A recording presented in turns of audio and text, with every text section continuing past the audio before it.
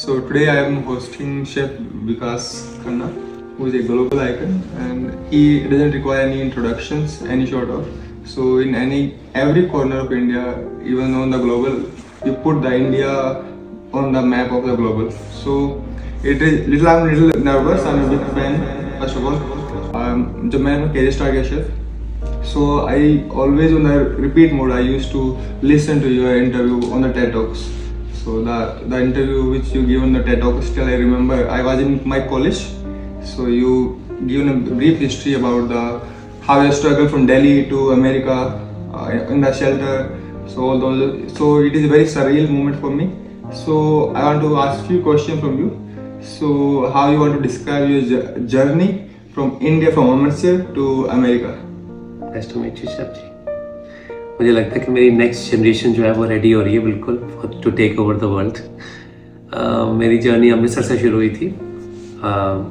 मेरी दादी जो थे वो बहुत अच्छा खाना बनाते थे, तो मुझे लगता था कि वो खाने को सेलिब्रेट नहीं करते हम जितना होना चाहिए।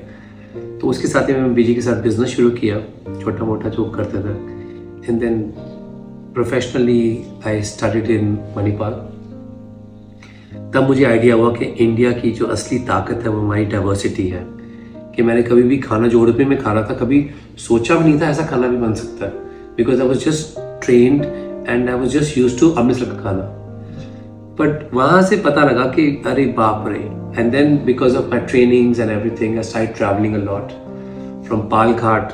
मैं पागल हो गया था पहली बार पालघाट कहते हैं। I went to Kolkata, then I did 2 days of training. Catering थी एक शेफ के साथ चेन्नई में विद द ब्राह्मण क्यूजीन, उनकी एक शादी थी, उसमें हेल्प करने गया। तो मुझे लगा कि जो मेरी अपॉर्चुनिटीज मुझे मिली ना, this is all before internet, right. आज आप देख सकते हो इंटरनेट पे ये लोग क्या खाते हैं, क्या चीज़ है, पर क्योंकि आपने इतना ट्रैवल करके इतनी मुश्किल से उनके साथ जाके मिल के आप खाना बना रहे हो, तो आपको सब कुछ याद रहता है।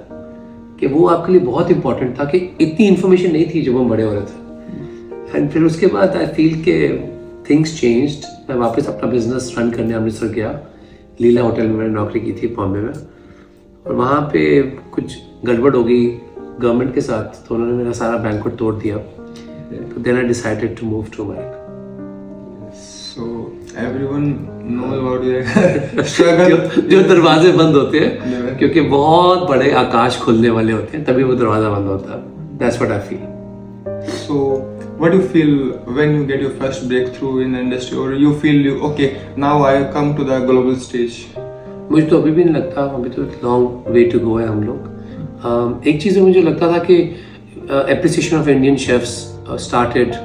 Of course there were so many amazing chefs before me also on global stage, food writers, everybody has contributed in their own way, from Madhu Jaffrey to Julie Sani to Suvir Saran.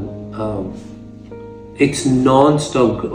If you look towards London, तो मतलब अगर New York में Floyd कार्डोस का mention ना हो, तो I feel it's a full credit how he helped us to take Indian food engagement आ गया।